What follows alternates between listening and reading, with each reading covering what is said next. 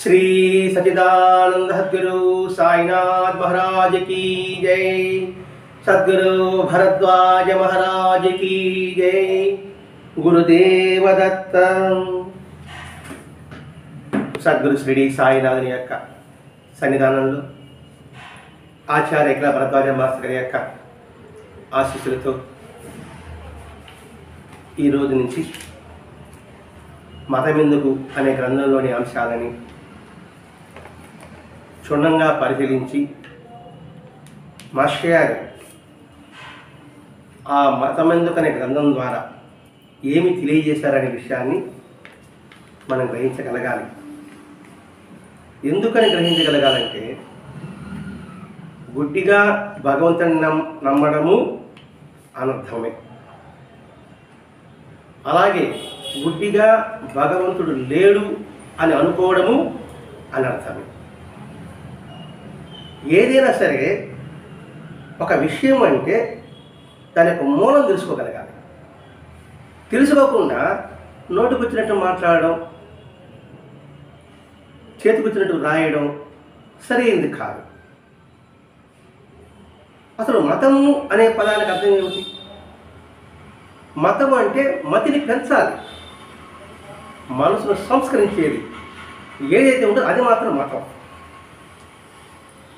మరి మనిషి సంస్కరించడానికి మతం ఆవశ్యకత ఉందా? ఉంది. మతం లేకుండా చేయొచ్చు కదా, చేయొచ్చు. మతం వద్దు, దేవుడు వద్దు, దెయ్యం వద్దు, చేయవచ్చు. ఇది మనసు సంస్కరణ. దేవుడు లేకుండా మనసు సంస్కరించుకోవచ్చు, భగవంతుని పెట్టుకొని మనసు సంస్కరించుకోవచ్చు. రెండు ఏం చేస్తున్నారు ఇక్కడ? మనిషి సంస్కరణమే చేస్తుంది కదా. మరి ఒకరినొకరు ద్వేషించుకోవడం ఎందుకు? అర్థం చేసుకోండి. ఇక్కడ మీరు మంచి పని చేస్తున్నారు, ఆయన మంచి పని చేస్తున్నారు, ఇద్దరు మంచి పని కోసం కొన్ని ప్రయత్నం చేస్తున్నారు, దానికోసం మీరు ప్రాణాలు వడ్డుతున్నారు. అలా అన్నప్పుడు మీరు ఆయన విమర్శించడం ఎందుకు, ఆయన మిమ్మల్ని విమర్శించడం ఎందుకు? ఎందుకనే కారణం చెప్తారంటే మాస్టర్ గారు ఇక్కడ ఆ మతాన్ని అడ్డుపెట్టుకొని లేదా ఆస్తికతను అడ్డుపెట్టుకొని స్వార్థాన్ని ఉపయోగించుకునేవాళ్ళు కొంతమంది, అలాగే వారి స్వలాభంతో గడిపేవాళ్ళు కొంతమంది. నాస్తికతను అడ్డుపెట్టుకొని వీళ్ళెక్కడైతే ఆయన దేవుడు నమ్ముతారు అనే ఉద్దేశంతో వీళ్ళు అక్కడికి వెళ్ళలేకుండా చేయడం. అంటే ఇది గ్రూపులు అయినాయి. మనం నిరసించవలసింది ఏంటంటే ఎందులోనే సరే అందులో మూఢత్వాన్ని నిరసించు, అందులో అనాగరికతను నిరసించు, వ్యవస్థను నిరసించకూడదు. అది ఇక్కడ మాస్టర్ చెప్తున్నాడు. ఇక్కడ అసలు మతం యొక్క ఆవశ్యకత ఏమిటి? మతమే జీవిత పరమార్థమని చెబుతున్నారు. ఆ మతమే దైవత్వం చెందిస్తుందని అన్ని మత గ్రంథాలు చెబుతున్నాయి. ఏ మత గ్రంథమైనా, అది ఇస్లాం అందామా, క్రైస్తవం అందామా, బుద్ధిజం అందామా, లేకపోతే హిందూయిజం అంటామా, ఏదైనా కావచ్చు కాక ఏం చేస్తుంది? మానవుణ్ణి దైవత్వం అంటే తీసుకెళ్తుంది. మరి దైవత్వం తీసుకునేది మతం అయినప్పుడు మరి దాన్ని నిరసించడం ఏమిటి? ఇక్కడ మా మాస్టర్ గారు ఆలోచింపు చేస్తున్నారండి. ఇక్కడ కొందరు ఏమంటున్నారు, అది మూఢత్వము, అది ఎవరికి వాళ్ళు లోబెట్టుకోవడానికి మతం ఏర్పడింది అని చెప్తున్నారు. వాళ్ళు నాస్తికులు అనుకుందాం. మీరు ఆస్తికులు, నేను నాస్తికుని. నేనేమంటున్నాను, నీ చుట్టూ తిప్పుకోవడం కోసంగా నువ్వు ఒక దేవుని పెట్టావు, ఇంకొక దేవతను పెట్టావు అని అంటున్నా. ఇక్కడ లోపం ఎవరిది? మీరా, దైవత్వందా? ఏ చెప్పండి. లోపం మీలో ఉందా, దైవత్వంలో ఉందా? దైవత్వంలో లోపం లేదు. సరే, మన ప్రభుత్వ ఉద్యోగులు ఉన్నారు. కొంతమంది ఉద్యోగస్తులు లంచం తీసుకుంటున్నారు. లంచం లేదే పని జరగడం లేదు. ప్రభుత్వం ఏం చెప్తే లంచం తీసుకోమని చెప్పిందా? చెప్పదు కదండి. అక్కడ లోపం ఎవరిది? లంచం తీసుకునేవాడిది లోపం. లంచం తీసుకున్నాడని నువ్వు ప్రభుత్వాన్ని తిట్టడం ఏమిటి? ఇప్పుడు అర్థమైంది అనుకుంటున్నా. ఇక్కడ మనిషి యొక్క స్వార్థం ద్వారా వాళ్ళు లంచం తీసుకుంటున్నాడు. ప్రభుత్వానికి లోపం లేదు. ప్రభుత్వం ఏమో కొంత అమౌంట్ పంపిస్తుంది ఆ ప్రాంతాన్ని ఉద్యోగం తీసుకురావాలని. కానీ కొంత స్వార్థపరులు ఏమవుతుంది, ఆ ప్రాంతం అభివృద్ధిని దోచుకోకుండా పోతుంది. ప్రభుత్వం అంతా దండగా అనడం ఎంతవరకు పరిపాటి?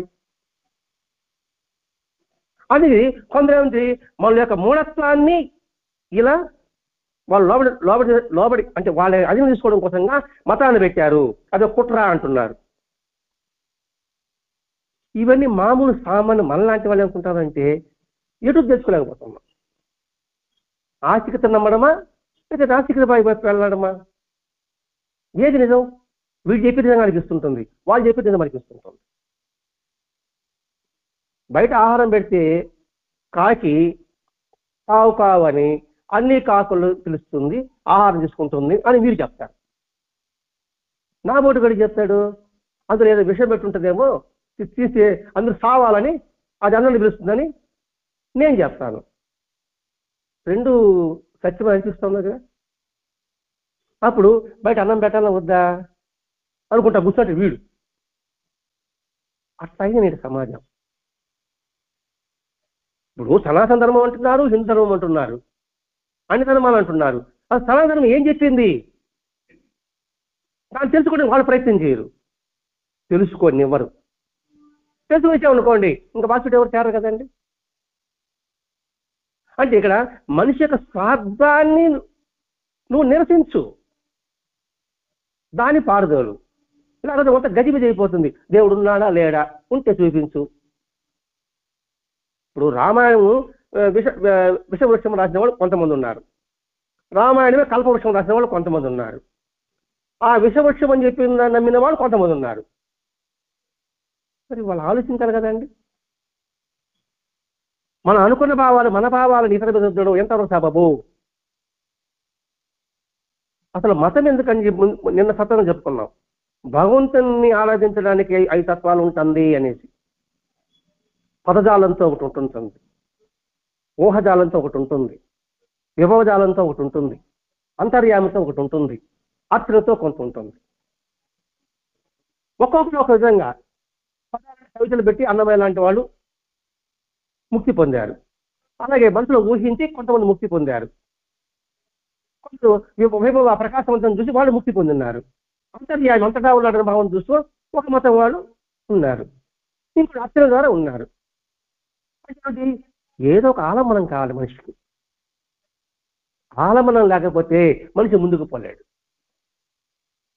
మన సైకిల్ నేర్చుకోవాలంటే మనకు ఆలంబనం కావాలి, ఒక వృత్తి నేర్చుకోవాలంటే మనకు ఒక ఆలంబనం కావాలి, మనం ఏదైనా ఒక ప్రదేశానికి వెళ్ళి చూడాలంటే మనకు ఒక గైడ్ కావాలి.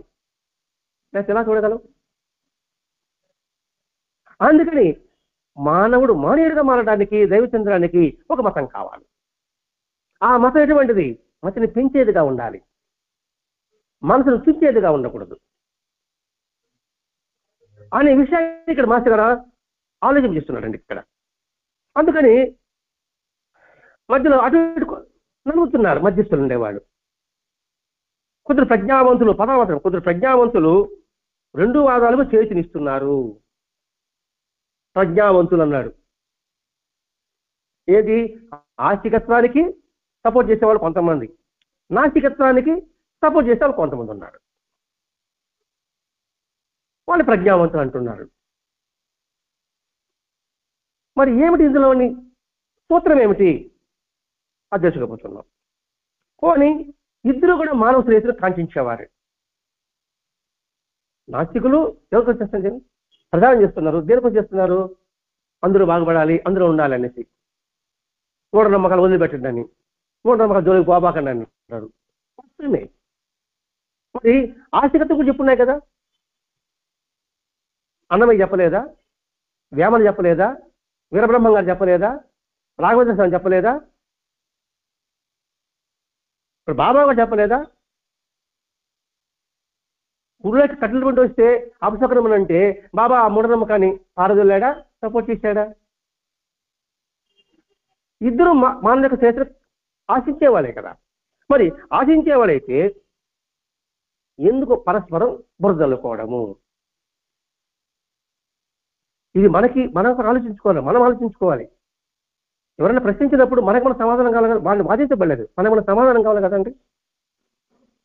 నిజంగా వాస్తవం ఏంటంటే ప్రతి విషయంలో కూడా రెండు భావాలు ఉంటాయి. ప్రతి మతంలో కూడా ఉంటుంది. ఒకటిగా ఉండేది ఏ మతం అని చెప్పండి? హిందూ మతం. ఎన్ని శాఖలు ఉన్నాయి? హైందవం, శైవం, ఆ తర్వాత శక్తి, ఆ తర్వాత ఇంకో 4-5 ఉన్నాయి. మరి శక్తిని పూజించే వాళ్ళు ఏం కోరుకుంటారు? వైష్ణవాన్ని పూజించే వాళ్ళు ఏం కోరుకుంటారు? శైవాన్ని పూజించే వాళ్ళు ఏం కోరుకుంటున్నారు? అంతా ఒకటే కదా. మరి ఒకరు విమర్శించుకోవడం ఎందుకు? అలాగే క్రైస్తవ మతంలో ఒకటే ఉందా? ఎన్ని శాఖలు ఉన్నాయి? అలాగే ఇస్లాంలో, అలాగే బౌద్ధ మతంలో, జైన మతం, బౌద్ధ మతం, మళ్ళీ హీనయానం, మహాయానం, ఎందుకు వచ్చాయి ఇవన్నీ? వాళ్ళని సమర్థించుకుంటారు. అంటే నాకు ఒక గ్రూపు, నీకు ఒక గ్రూపు, నీకు ఒక గ్రూపు అంతా పడినప్పుడు ఎందుకు గ్రూపులు? అందరూ సమసమాజానికి పాటుపడుతున్నప్పుడు ఇంక సపరేట్గా పాడమేంటి? నాకు గుర్తింపు కోసంగా. నేను మూఢనమ్మకాలు నిరసిస్తున్నా, మీరు మూఢనమ్మకాలు నిరసిస్తున్నారు. కానీ మన ఇద్దరికి ఎందుకు భేదం వచ్చింది?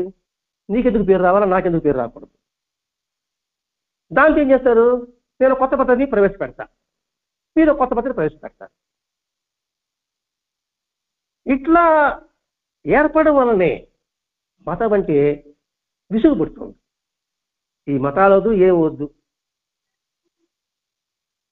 అనే ఆలోచన కలుగుతుంది ఇప్పుడుండే నేటి యూత్కి. జనరేషన్ ఎట్లా ఉందంటే శాస్త్రీయ ప్రమాణంగా కావాలంటాం. పోనీ శాస్త్రీయ ప్రమాణంగా అన్వేషిస్తామంటే అన్వేషించరు. ఏదైనా క్షుణ్ణంగా తెలుసుకుని ఉందో లేదో మనం చెప్పగలగాలి. తెలుసుకోకుండా ఏదో మాటల దారిని వినేసి నువ్వు దాన్ని తప్పు లేకపోతే ఉప్పు అని చెప్పడం ఎంతవరకు సబబు? ఉప్పు అని చెప్పడం సబబు కాదు, తప్పు అని చెప్పినా సబబు కాదు. కానీ ప్రతి ఒక్క మత విషయంలో కూడా 2 రకాలు ఉన్నాయి. ఇది మతానికే పరిమితమా అంటే కూడా కాదు. ఈ మతానికి 2 రకాలు కాదండి. మతానికి పరిమితం కాదు. మన సాంఘిక సమైక్యత కోసం మాస్టర్ పదాలు వాడతాం. మానవ సాంఘిక సమైక్యత కోసం ఏర్పడిన ప్రతి వ్యవస్థలో కూడా 2 రకాలు ఉన్నాయి. మానవ సాంఘిక సమైక్యత కోసం ప్రతి వ్యవస్థలలో కూడా 2 వైఖరులు చోటు చేసుకున్నాయి. ఒకటి ఉత్తమం అంటున్నారు, ఒకటేమో అధమం అంటున్నాం.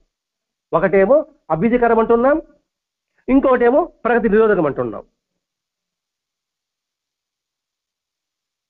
ఇప్పుడు అట్టడుగున వాళ్ళకి ప్రోత్సాహం ఇవ్వాలని ప్రభుత్వం ఒక వ్యవస్థ పెట్టింది, ఒక సంస్థ పెట్టింది. ఒకరేమంటారు, అలా వాళ్ళకి శోభలు చేసేయం కదా అని ఒకడంటాడు. ఇప్పుడు ఏది కరెక్ట్ అంటే అండి, ఒకటేమో వాళ్ళు బాగుపడాలని వాళ్ళు చేస్తుంటే వాళ్ళు స్వార్థపరులు ఏం చేస్తారంటే దాన్ని దుర్వినియోగం చేస్తున్నారు. కాబట్టి ఇవ్వకూడదు. పోనీ విద్యా వ్యవస్థ ఇప్పుడు అనుకున్నాము సాంఘిక మానవ శ్రేయస్సు కోసంగా ఉపయోగపడి అనుకున్నాం. ఇప్పుడు విద్యా వ్యవస్థ చూసుకున్నాం. విద్యా వ్యవస్థ ఏంటి? మానవులు ఉత్తమంగా సంస్కరించే విద్య ఆలయం కదా. విద్యాలయ ఉద్దేశం ఏంటి? మానవుని సంస్కరించే ప్రక్రియ, అది విద్యా ఆలయం. అది మరి అటువంటి విద్యాలయంలో ర్యాంకింగ్ ఏది? ఎలా జరుగుతుంది? అట్లా చెప్పేసి స్కూళ్ళని మూపిస్తారా, కాలేజీలు మూపిస్తారా? ర్యాంకింగ్ జరుగుతుందండి. కాబట్టి ఈ విద్యా వ్యవస్థ ఉండకూడదు, విద్యా వ్యవస్థ ఉండకూడదని నాస్తికులు అనుకుందాం. విద్యా వ్యవస్థ సంతకం పడతారనేది ఆస్తికులు అనుకుందాం. నాస్తికుల వాదం ఏంటి? సరే, ఈ ర్యాంకింగ్ వల్ల విద్యార్థి తీసుకుంటే అది అంత అవివేకం కదండి. ర్యాంకింగ్ నిరసించు, దాని మీద పోరాడు. అయితే కానీ అసలు విద్యాలయమే ఉద్ధరణగా అనడం ఎంతవరకు సబబు? ప్రతి ఒక్కటి 2 ఉంటుందండి. అంతేందుకు ఒక కాయనికి బొమ్మ పడుతుంటది కదండి. ప్రతి ఒక్కదానికి రెండు రెండు ఉంటుంది. అంటే ఇప్పుడు నేటి పాఠశాలలు విద్యా సంస్థలు కనిపించే వికృతి రూపంగా వస్తుంది. అందుకే శ్రీమతి సీతారామశాస్త్రి బోర్డు చదువులు అన్నాడు. బోర్డు చదువులు మనకు వద్దు అన్నాడు పాటలో. స్టూడెంట్ నెంబర్ 50 సినిమాలో బోర్డు చదువు మనకు వద్దు అన్నాడు. అంటే ఆయన అర్థం ఏంటి? చదువు వద్దని. అది విమర్శ వల్ల ఆయన మీద విమర్శలు. ఆయన బోర్డు చదువులు వద్దున్నాడే అంటే చదువులు బోర్డు చదువు వద్దున్నాడు కాబట్టి పిల్లకాయలందరూ ఆడుకుంటున్నారు అన్నాడు. అంటే బోర్డు చదువులు వద్దు, బుద్ధి కలిగి చదువులు కావాలి. అర్థమని భావిస్తాను ఇక్కడ. అలాగే మతం మతిని పెంచే మతం కావాలి, మనసును విరిచేది మతం మనకొద్దు. కాబట్టి ఇప్పుడు నేటి పాఠశాల విద్యాసంది అది వికృతి రూపంగానే ఉంది. పోని సైన్స్ అనుకుంటున్నాం, సాంకేతిక పరిజ్ఞానం అనుకుంటున్నాం. మరి ఈ శాస్త్రీయ సైన్సు సాంకేతిక పరిజ్ఞానము లోక కళ్యాణానిక లోక వినాశానిక? అందరూ కనుక్కుంటాను కదా వస్తుంది. లోక కళ్యాణానిక లోక వినాశానిక? మరి లోక వినాశం జరుగుతుంది. మరి సైబర్ నేరస్తులు ఎలా వచ్చారు? వాళ్ళు విజ్ఞానం చేసుకుని వాళ్ళు చేస్తున్నారు. దానికి ఇతరుల యొక్క తరాన్ని ఎలా అపహరించాలని దాంతో ఉన్నాడు. మరి ఇక్కడ దీంతో ఒకటి రెండు ఉంది కదా. మరి దైవత్వం ఆశ్చర్యంలో ఇన్ని రకాలు ఉన్నాయని మనం అనడం ఎంతవరకు సబబు? పోని రాజకీయ వ్యవస్థ అన్నీ చేసుకొస్తారండి మాస్టర్ గారు. రాజకీయంలో ఒక పార్టీ, ఆ పార్టీ 2 చీలికలు, అదే జరుగుతుంది. ముందో వెనకో పక్షం మారుస్తాడు.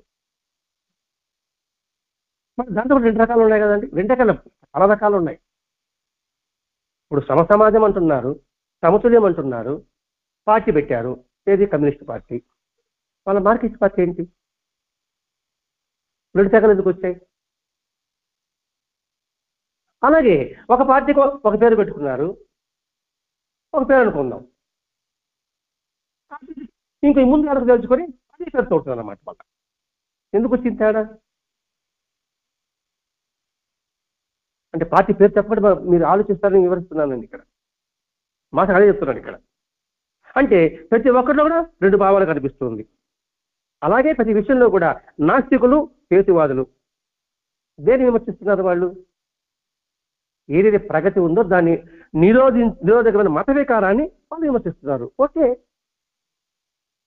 అందులో మనం అడ్డుపడే అవసరం కూడా లేదు.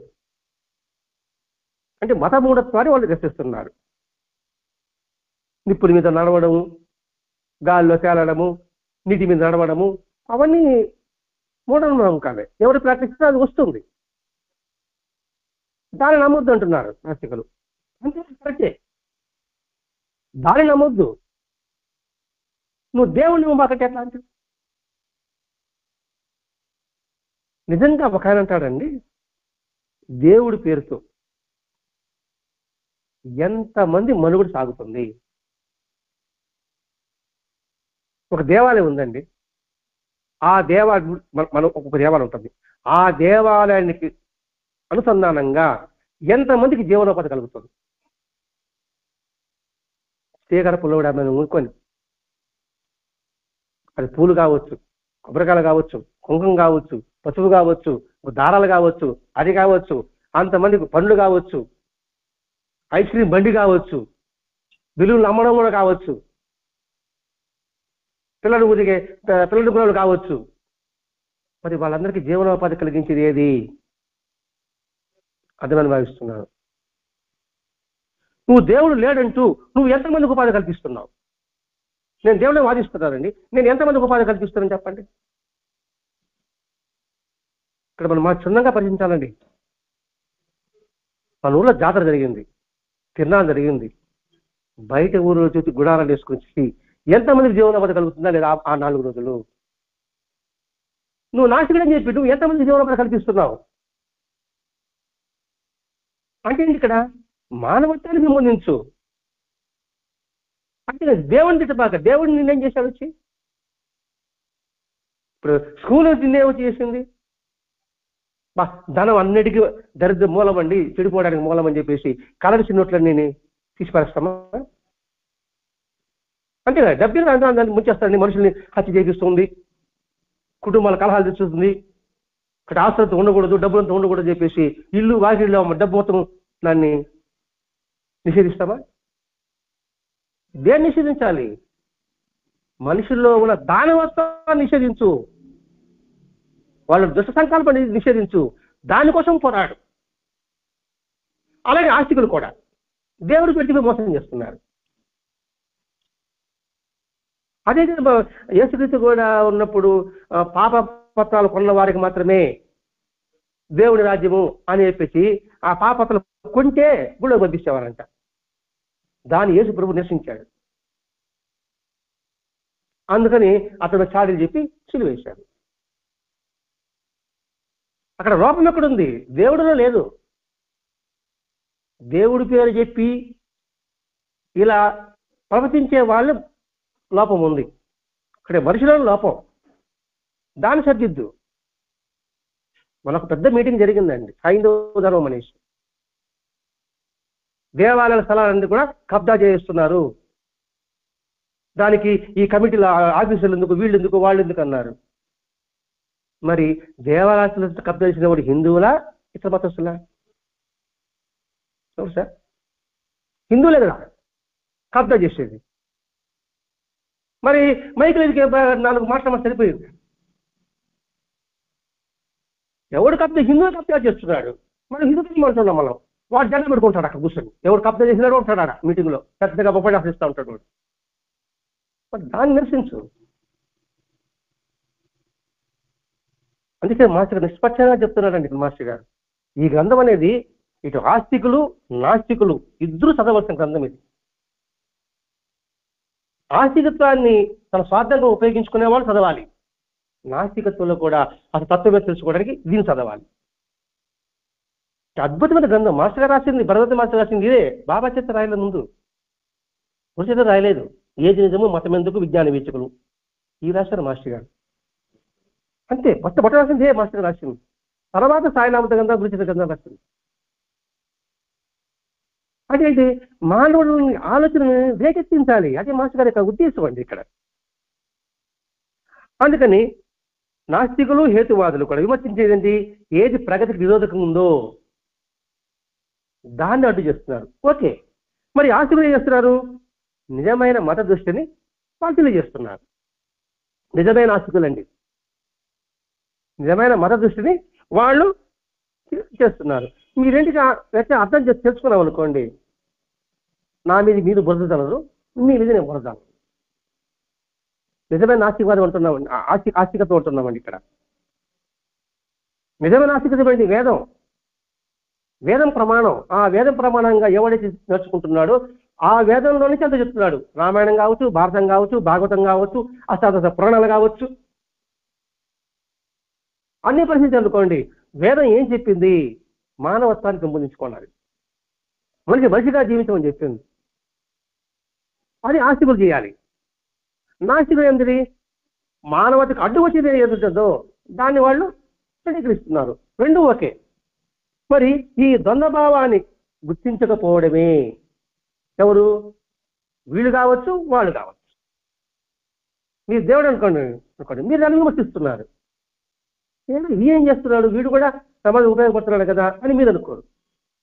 నేనేం చేస్తున్నాను, ఆవిడ దేవుడు మతం పెట్టి సత్సంగాల ద్వారానో ఇంకొకటి ద్వారానో పారాయణ ద్వారానో వాళ్ళ సంస్కరణ, మనుషుల సంస్కరణ తీసుకొస్తున్నాడు రా అంటే ఏం తెలుసుకున్నప్పుడు నేను మిమ్మల్ని విమర్శించడం.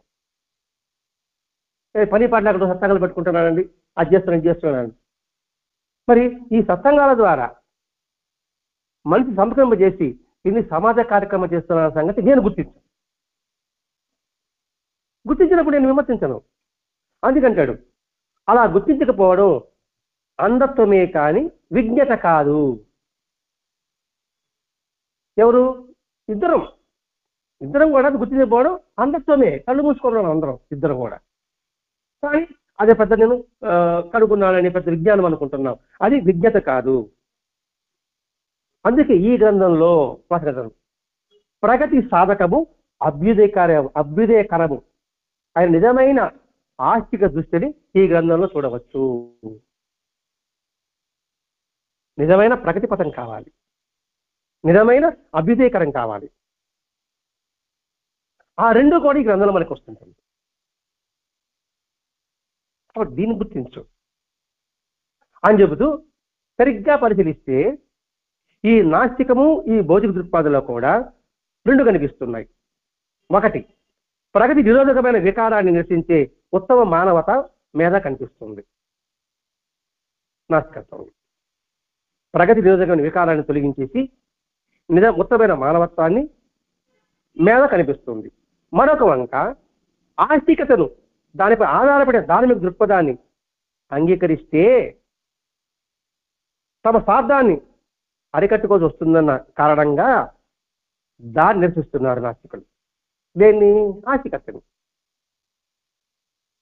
వాళ్ళ స్వార్థం కోసంగా, వాళ్ళకు గుర్తింపు కోసంగా. చూస్తాను, మీటింగ్ పెట్టుకుంటానండి. రామాయణాన్ని విమర్శిస్తారు, భారతాన్ని విమర్శిస్తారు, భాగవతాన్ని విమర్శిస్తారు. ఒక ఆయన అన్నాడు, అందరూ రామరాజ్యం కోరుకుంటున్నారు, మనమంతా కూడా రామరాజ్యంగా వస్తే భూగోళంతా కూడా జైల్లోకి పోతాడు అన్నాడు. ఎందుకు సాయం అంటే అగ్ని దూకమన్నాడు, ఆడవాళ్ళని సీత దూకమన్నాడు కదా, మరి రామరాజ్యం నేను కూడా దూకమని చెప్పాలి కదా, నా భార్య మీద అనుమానం వస్తే ఇప్పుడు జైలుకి పోతాడు కదా, రామరాజ్యం అన్నట్టు అన్నాడండి ఒక ఆయన.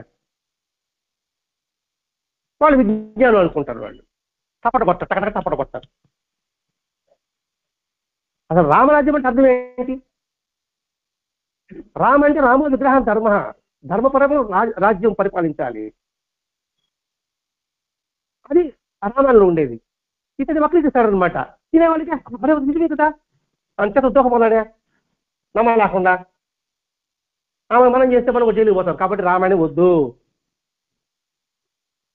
ఎందుకంటే నాకు మనుగుడు కావాలి కదా, నాకు చుట్టూ 10 వచ్చి తప్పట కొట్టేవాళ్ళు కావాలి కదా, నాకు బుక్తి కావాలి కదా, కొన్ని కదా. నేను ఏమైనా ధర్మబద్ధంగా ఉండగలుగుతున్నానా? ఇంతోటి సంగతి, మన ఇంటి సంగతి చూద్దాం. మన యొక్క ధర్మం నేను నిర్వర్తిస్తున్నానా అంటే మళ్ళా వాడి స్వార్థం కోసంగా వాళ్ళు అమానుషంగా కనిపిస్తుంది. ఈ రెండికల తారతమ్యం మనం గుర్తించకపోతే గుడ్డిగా ఈ వాదాన్ని నిరసించాలి. కాబట్టి ఇది మనం గుర్తించాలి. గుర్తించకపోతే ఏమవుతుంది? వాళ్ళ వాదాన్ని మనం సపోర్ట్ చేసిన అవుతాం అని చెబుతూ గుడ్డిగా 2 రకాల ఆస్తికతను గుర్తించలేని ఈ గుడ్డి నాస్తికతలో సంకుచిత్వము, మూర్ఖము అయిన మత వైఖరే కనిపిస్తుందని నువ్వు గమనించు. సంకుచిత్వమే ఎందులోగా కావచ్చు కాండి. ఆస్తికతలో సంకుచిత్వం ఉంది, నాస్తికతలో సంకుచిత్వం ఉంది. ఆస్తికతల సంకుచిత్వం ఏంటి? నా సాంప్రదాయమే కరెక్ట్, నా ఆశ్రమంలో మీరు ఉండాలి, నేను చెప్పినట్టుగా నువ్వు వినాలి. విశాలత్వం లేదు. అలాగే ఆస్తికతలో కూడా. కాబట్టి ఈ రెండు కూడా మనం గమనించాలి. అంధుడైన మత విశ్వాసి, పదం చూడండి, అంధుడైన మత విశ్వాసి ధార్మిక శాస్త్రీయ దృక్పథాన్ని వాళ్ళ హృదయంలో మూసుకుపోయినట్టుగానే ఎవడు? మత పిచ్చోడు. చెప్పాలి మనం. మత పిచ్చోడు ఏం చేస్తాడంటే తారికము శాస్త్రీయమేనండి అని హృదయాలకు లోపలికి పంపిస్తాడు వాడు. అలాగే అందులో నాస్తికులు కూడా సరైన ఆస్తికవాదాన్ని చూడడానికి కూడా వాళ్ళు ఇష్టపడరు. నేను దేవుడు లేటున్నానండి, లేడు అంటున్నావు, ఉన్నాడో తెలుసుకో, పరిశీలించు, అప్పుడు చెప్పు. నేను చూడదాన్ని చూస్తే ఏడా నమ్మాల్సి వస్తుందని ఈ ఆస్తిగా ఏం చేస్తున్నారు? వాళ్ళ సలాభం కోసంగా, స్వార్థప్రదర్శనం కోసంగా మతాన్ని అడ్డు పెట్టుకుంటున్నారు. కాబట్టి వాడు వీడి దగ్గర పోనీయుడు, వీడు వాడి దగ్గర పోనీయుడు. అంతేకాకుండా సాటి వారిని వాళ్ళ దగ్గర పంపలేరు, పంపించి వీళ్ళు సహించలేరు. ఇప్పుడు నేను సత్సంగం చేస్తున్నా, నేను సత్యం చేస్తానంటే ఇంకో సత్సంగం జరుగుతుంది అనుకోండి, నేను అడిగి పోనీ వాళ్ళు చెప్పేది రాంగ్రా, నేను చెప్పేది కరెక్ట్ అంటాను. వాళ్ళు ఇక్కడ పంపరు. అట్టే ఇప్పుడు నేను సత్సంగాలు ఉన్నాయి కదండి, దీని దగ్గర బాగా పెడదాం. మాస్టర్ గారు ఆరాధిస్తూ బాబాను ఆరాధిస్తూ మరి బాబా చెప్పిన విరుద్ధంగా ఎంతమంది గ్రూపులు కడుతున్నారు? ఎవరికి వాడు అంటే ఏంటి? ఒక యుగం అందామా, లేకపోతే వాడికి పాపులారిటీ కోసం, గుర్తింపు కోసం అనుకుంటున్నామా? తద్వారా ఏమవుతుంది? ఇక్కడ అసతత్వం మీద బురదలడం అవుతుంది. అది బాబా మీద కావచ్చు. అంటే ఇప్పుడు మనం బాబాని ఆలోచిస్తున్నాం కాబట్టి మనం బాబా గురించి చెప్పుకుంటున్నామండి. మాస్టర్ గారిని గౌరవిస్తున్నాం కాబట్టి మాస్టర్ గారి గురించి చెప్పుకుంటున్నాం. కాబట్టి ఇక్కడ ఏం చేశాడు? వీళ్ళు వాడికి పంపరు, వాళ్ళు వీడికి రానియరు. మరి ఇద్దరికి మానవ ప్రగతి కంటే కూడా వారి వారి అందాభి అభిప్రాయాలే ప్రధానము. ఇద్దరికి ఏం చేస్తున్నారు? మంచి ఉద్యోగం రావాలని కోరుకోరు. వీళ్ళు అందం అంటే గుడ్డిన అభిప్రాయాలని, అదే ప్రధానం. కాబట్టి ఇద్దరు కూడా నిందులే అంటున్నాడు మాస్టర్ గారు. నేను మిమ్మల్ని ఆలోచింపనేను, మీకు చెప్పుకుంటాం. మిమ్మల్ని ఆలోచన చేశాను అనుకోండి, మీరు నా దగ్గర రారు. ప్రబోధనాలు చదవండి అని నేను మీకు చెప్పను. చెప్తే మీకు నిజం తెలిసిపోతుందే. అందుకని ఆ పుస్తకం జోలికి వదిలేస్తాను. అదే మనకు అర్థం కాదు, అది చదవకుండా వేస్తాడు. ఎందుకంటే అందులో గురువు యొక్క లక్షణాలు చెప్పబడి ఉంది, మానవ యొక్క లక్షణాలు చెప్పబడి ఉంది, సాధకుడు యొక్క లక్షణాలు చెప్పబడి ఉంది. అది తెలుసుకురావాలనుకోండి, నా దగ్గర ఎందుకుంటా, ఎందుకంటే ఆ లక్షణాలు నాలుగు లేవు కదా. దాని గురించి నేను నా చదవ చెప్తాను. ఎందుకు చదవను? నేను వృద్ధిలోకి వచ్చా, నువ్వు కూడా వృద్ధిలోకి రావాలి. అది మానవ ప్రగతి. నేను మానవ మీ ఎదుగుదల నేను చూడకూడదు. ఎందుకంటే మీరు అవివేకంగా ఉండాలి, తిరుగు తక్కువగానే ఉండాలి, మీరు నా దగ్గరే ఉండాలి. అన్నప్పుడు ఇక్కడ ప్రగతి ఎక్కడ వృద్ధి చెందుతుంది? కాబట్టి ఇద్దరు కూడా నిందులే, అంటే నిందింపదగిన వారే. ఎవరు? ఆస్తికులు కావచ్చు, నాస్తికులు కావచ్చు. సరైన నాస్తిక దృక్పథం ఎంత గమనార్హమో, అలాగే సరైన ఆస్తిక దృక్పథం కూడా అంతేనని మనం చెప్పుకున్నాం. నాస్తికులు మానవ అభివృద్ధి కోసం పాకులాడుతున్నారు, ఆస్తికులు మానవ అభివృద్ధి కోసం పాకులాడుతున్నారు అనుకున్నప్పుడు మనసున్న వాడైతే, విశేషణ కలిగిన వాడైతే దాన్ని గుర్తిస్తాడు, వాడు విమర్శించాడు. వాడు మంచిగా 10 మందికి తీసుకొని వస్తున్నాడు, గుడికి రాలేదు వాడు, కానీ సమాజకరం ఎన్నో చేస్తున్నాడు. వాడు అప్రిషియేట్ చేయి. వాడేం చేస్తాడు? వీడు గుడి గోపురం అంటున్నాడు, ఈ గుడి గోపురం అంటూ కూడా వీళ్ళని సమాజానికి ఉపయోగపడుతున్నాడు అని వాడు ఆలోచిస్తాడు. అందుకే మనసున్నవాడు, విశేషణ కలిగిన వాడు దాన్ని గుర్తిస్తాడు. అలా చేయలేని వారు మానవులే కారు. అది ఎందులోనూ ఉండొచ్చు కాక. అందుకే మానవత్వం లేని ఆధ్యాత్మికత దండగా అంటాడు మాస్టర్ గారు. మహాత్ములు మొదలుపెట్టిన చెప్తాడు. అయితే దీన్ని బట్టి మనం గుర్తించాల్సింది ఏంటి? ఒకటే అండి, క్రమ పరిణామం ఉంది. మన పుట్టుక, మన క్రమ పరిణామంలో పశుత్వాన్ని నుంచి పశుత్వానికి దానవత్వానికి మానవత్వం, మానవత్వం నుంచి మోహనత్వం, మోహనత్వం నుంచి మహనీయతత్వం. ఇది పరిణామం ఇలా జరగాలి. అలా జరగకుండా అదొకటి ఫలైతే ఎలా ఉంటుంది? అది పరికరం అంటే విత్తనం, చెట్టు వృక్షం వృద్ధిలోకి రావాలి. అలా ఉంటుంది. ఈ ప్రపంచమే మానవ మనుగడ అస్తవ్యస్తంగా ఉంటుంది. అసలు బాగా మనం ఆలోచిస్తామండి. మనైతే ప్రపంచంలో మనకు ప్రధానమైనది ఏమిటి? మన ప్రపంచ మానవాళికి దేవుడు ఉన్నాడా లేదని అవసరమా? ఉంటే ఏమి, లేకపోతే దాని గురించి మనం ఎందుకు పరిశోధించుకోవాలి, ఎందుకు ప్రశ్నించుకోవాలి? అలాగే ఏమాత్రం సంబంధం లేని ఆ సృష్టి గురించో సైన్స్ గురించో మనకెందుకు? మన వరకు మాట్లాడుకుంటున్నామండి. దానికోసంగా ఒకరొకరు ద్వేషించుకోవడం ఎందుకు? కొంచెం బాగా ఆలోచించాలి. ఇక్కడ దేవుడు ఉన్నాడు లేదు పక్కన పెట్టి, ఈ సృష్టి ఉందో లేదో, పరిణామం ఉందో లేదో అది కూడా పక్కన పెట్టి, దానివల్ల మనకేం ఉపయోగం లేదు. మనకేం ఉపయోగం బాగా పట్టుకోవాలండి. ఇక్కడ మన ప్రపంచంలో ప్రధానమైనది ఏమిటి? అసమానతలకు తొలగించు.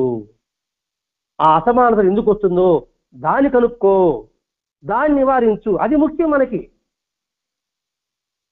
దేవుడు ఉంటేమి లేకపోతే మనకి ఏమిటి? సృష్టికి పరిణామం దగ్గర మనం ఆలోచించాల్సిన అవసరం లేదు. నక్షత్రాలు ఉండొచ్చు, నక్షత్రాలు పోవచ్చు.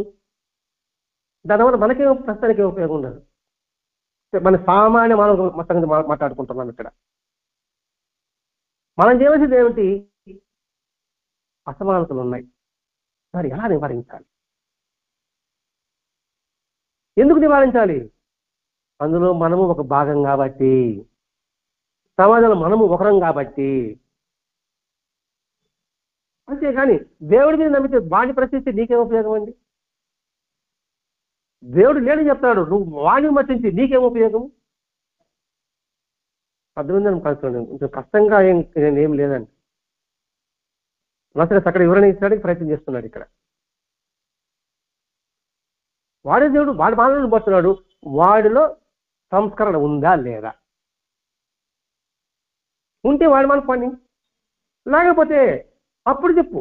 నువ్వు దారి తప్పుతున్నావు, ఆయన పేరు చెప్పి, దేవుడి పేరు చెప్పి. నువ్వు దేవుడి లేడి, నువ్వు దారి తప్పుతున్నావు. అసలు నిజంగా ఆ నాస్తికత్వం అంటే అర్థం ఉందండి. ఆస్తికత్వం అంటే ఉండేది, నాస్తికత్వం అంటే ఏమీ లేనిది, అన్ని విడిచిపెట్టినది. నేను నాస్తికుడు అంటున్నాను, నేను అన్ని విడిచిపెట్టాను. నా కుటుంబం లేదా, ఇల్లు వాకిల్ లేదా, నేను నాస్తికుడు ఎలా అవుతాను? సార్? నాస్తికుడు అంటే ఎవడంటే రమణ మహర్షి, వేమన, వీళ్ళు అన్ని పెట్టారు. వాళ్ళు అస్తిత్వం లేదు వాళ్ళకి. అంటే ఏమిటి? శరీరం ఉనికే లేదు వాళ్ళకి. అందుకే దోమలు కొట్టినా, తేలు కొట్టినా, పాములు కలిసినా ప్రశాంతంగా ఉన్నారు వాళ్ళు నాస్తికులు. అంటే దేవుడు లేడని చెప్పేవాడు నాస్తికుడు కాదండి. మళ్ళా వస్తుంది దేవుళ్ళు చెప్పడానికి కాబట్టి ఇందులో చైతన్యం లేకపోతే మీరు చెప్పగలవు అని కూడా చెప్తారు మాస్టర్ గారు. కాబట్టి ఇక్కడ మనం ఏ పని చేసినా సమాజానికి ఏమైనా ఉపయోగపడుతున్నామా లేదా అనేదే మనకు ప్రస్తుతం కావాలి. ఆ ఉపయోగపడి ఏది చెప్తుందో అది సరైన మతము. ఒక ఆలంబనం కావాలి కదండి. ఇప్పుడు ఒక సమాజ సేవ చేయాలంటే అందరి దగ్గర సమాజం అందరికీ ఆకాంక్ష ఉంటుందండి. కానీ ఎలా చేయాలి, అది సద్వినియోగం అవుతుందా కాదా అని అనుమానం చాలా మంది ఉంటారండి ఈ ప్రపంచంలో. దానికి ఎవరైనా ఒకరు పూనుకున్నాడు అనుకోండి, ఆ పూనుకున్న వాడు సమాజ వ్యవస్థలో న్యాయబద్ధంగా ఎవరికి తన వాడికి అత్యస్తున్నాడు అనుకోండి, అప్పుడు ఈ జనమంతా చేస్తే వాడికి సపోర్ట్ చేస్తారు, వాడికి సహాయం చేస్తారు. వాడు కూడా కాదంటే ఎలా ఉంటుంది? అర్థం కావాలి. మీరు చేస్తున్నారు సార్, మేమంతా మీకు సహాయం చేయాలి ఉంది, మాకు అన్ని పనులు ఉన్నాయి, డబ్బులు ఉంది, చేయాలంటే మాకు టైం లేదు. మీరు చేస్తున్నారు అనుకోండి, అంటే మాకు సహాయం చేయడానికి ఆలమని మీరు దొరికారు కదా, ఆయన ఎందుకండి అంటే ఎలా ఉంటుంది? ఇంకొకడు వచ్చి ఆయన మాకు ఆలంబనం, సమాజ సేవకు ఉపయోగపడుతున్నాడు, అందుకని మేము సహాయం చేస్తున్నాం. అలాగే ఒక దేవుని పెట్టుకుంటున్నాం, ఒక మతం పెట్టుకుంటున్నాం, ఆ మతం యొక్క సిద్ధాంతాలు నాకు నచ్చింది, ఆ మత సిద్ధాంతాల ద్వారా నేను సమాజానికి ఈరోజు ఉపయోగపడుతున్నాను. అదే కదా మతం యొక్క ఉద్దేశం ఏంటి? మానవుడిని మహనీయులు చేయడానికి మతం యొక్క ఉద్దేశం. ప్రతి ఒక్క మతం చెప్పేది అదే. ఏ మతంలో మూల సూత్రాలు చూడండి, పేర్లు వేరే, కానీ వాళ్ళ భావంతో ఒకటి శాంతి, కరుణ, అహింస, దయ, ఇవే కదా ఉంటుందండి. అలా ఉండడం నువ్వు మతాన్ని తప్పుపట్టట, ఆ మతం నుంచి వక్రీకరణ ఉంటుంది, దాన్ని తప్పుపట్టు, దాని దోష తొలగించు, దానికోసం ప్రయత్నించు, దానికోసంగా మీటింగ్లు పెట్టు, దానికోసంగా పుస్తకాలు రాయి, ఉపయోగం ఉంటుంది. అలా పుస్తకాలు రాయడం వల్ల తెలుసుకుంటారు, ఉపయోగం ఉంటుంది. అలాగే ఉపన్యాసం ఇవ్వడం ద్వారా విన్న తర్వాత ఎవడో ఒకడు అవకాశం ఉంటుంది. అంటే వ్యవస్థ ఉంచినప్పుడు ఎంతవరకు సబబు, అలా ఒకరొకరు విమర్శించుకోవడం ఎంతవరకు ఏం ప్రయోజనము? ప్రపంచంలోని అనేక అమానవీయ సమస్యలు, అంటే మానవత లేని సమస్యలకు, అసమానతలకు, అశాంతికి అస్తిత్వం ఒకటే కారణం కావచ్చు. నాసికత కూడా కారణం కావచ్చు. ఇది అసమానతలకి, అశాంతికి, అనేక సమస్యలకి. ఇప్పుడు దేవుడి పేరు చెప్పి అనేక సమస్యలు సృష్టిస్తున్నారు కదండి. ఎంతమంది దేవుడి పేరుతో మోసం చేసేవాడు, వాళ్ళకి అశాంతి ఉందా, శాంతి ఉందా? అలాగే దేవుడి పేరు అసమానతలు, డబ్బు ఉండేవాడిని దర్శనం, డబ్బు లేనివాడిని దూరం పెట్టడం, ఆస్తికత కారణం కావచ్చు, నాస్తికత్వం కారణం కావచ్చు. అంటే ఏంటి? భగవంతుడు దూరంగా జరుపుతున్నాను, ఈ రెండు కావచ్చు. కాబట్టి అసలు మతం అంటే ఏమిటి? ఇట్లా ఆలోచించు. ఇదేంటంటే మనం చెప్పుకున్నాం, మతిని పెంచేది, మనసును సంస్కరించేది, సంస్కరించి మహనీయునిగా చేసేది ఏదైతే ఉంటుందో అదే నిజమైన మతము. ఇప్పుడు అధమైన మత వికారాన్ని నిరసించడానికి ఎంత అవసరమో, అంటే మూఢనమ్మకాలని నిరసించడం ఎంత అవసరమో, అలాగే ఆస్తికత ద్వారా సమాజానికి ఉపయోగపడే మనసు సంస్కరించుకోవడం అంతే అవసరం. కాబట్టి రెండూ కావాల్సిందే. మూఢనమ్మకాలు నిరసించేవాడు కావాలి, దేవుడి పేరుతో మంచి కార్యాలు చేపించేవాడు కావాలి. మూఢనమ్మకాలు విమర్శిస్తే ఆడ మనిషి సంతకం పడుతున్నాడు. ఇక్కడ దేవుడి పేరు చెప్పి నువ్వు సమాజసేవ చేస్తుంటే, ఇది రాముడు ఇలా చేశాడరా, శివచక్రవర్తి ఇలా చేశాడరా, సరస్వతి ఇలా చేశాడరా, గాంధీ మహిళ చేశాడరా, ఇదే చెప్పాడు అనుకోండి, తద్వారా దాని ద్వారా నువ్వు సంతకం పడ్డావు అనుకోండి. ఇది కావాల్సిందే, అది కావాల్సిందే. మానవ ప్రగతికి రెండు అవసరమే అన్నాడండి మాస్టర్ గారు. వేరే నిరసించిన మాస్టర్ గారు, రెండు అవసరమే. కాకపోతే ఒకరినొకరు ద్వేషించుకోబాకండి. మీ యొక్క ఉనికిని కాపాడుకోవడం కోసంగా ఇతరులు నిందించబాకండి. నీ ఉనికి కోల్పోతావనేసి నువ్వు అనవసరమైనటివి వాటికి ప్రోత్సాహం ఇవ్వబాకండి. కొన్ని పార్టీలు ఉన్నాయి, పోతా ఉంటారు, 5 మందే ఉంటారండి. వాళ్ళు డబ్బు కొట్టుకుంటూ పోతా ఉంటారు. ఎందుకని? వాళ్ళ ఉనికి ఎలా కోల్పోతుందని, ఆ పార్టీ ఉనికి కోల్పోతుంది ఉద్దేశంతో. ఆ చెప్పి నువ్వు నినాదం చేస్తున్నావు, ఆ నినాదాల యొక్క ప్రతిఫలం ఇక్కడ సమాజం, ప్రభుత్వం చేస్తున్నప్పుడు నువ్వెందుకు డబ్బు కొట్టుకుంటూ పోవడం? తద్వారా నేను బాగుపడాలి. నేను పార్టీ పెట్టానండి, సమాజం అనేసి. నా ఆశ ఒక పైసా కూడా నా చుట్టూ వాళ్ళకి నేను ఇవ్వను. వాళ్ళ జెండాలు పెట్టుకుంటే నాకు తిరగాలి నాతో పాటు. ఆ మూర్ఖులా ఆలోచించరు. ఇక్కడ మాస్టర్ ఆలోచింపజేస్తున్నాడండి, మూర్ఖత్వాన్ని విడనాడండి. వివేకానంద అదే కదా చెప్పుకున్నాడండి. అసలు భారతదేశ ఉనికిని చెప్పాడండి స్వామి వివేకానంద. మరి సర్వమత సమ్మేళనం కోసం చికాగోలో చెప్పే ఉపన్యాసాలు ఇచ్చాడంటే ఎన్ని మతాలు వాళ్ళు పాల్గొని ఉంటారు. అక్కడ ఏ మతాన్ని వివేకానంద నిరసించలే. అని చెప్పి ఒకే మాట, మీ మతంలో ఏం చెప్పుందో దాన్ని ఆచరించండి అని చెప్పాడండి. ఇంకేం చెప్పలే ఆయన. మీ మతంలో ఏం చెప్పాడు దాన్ని ఆచరించండి. అందుకు ఆయన ప్రఖ్యాతి చెందాడు. మీ మతం చెడ్డది, మా మతంలోకి రండి అని వివేకాన్ని చెప్పలేదండి.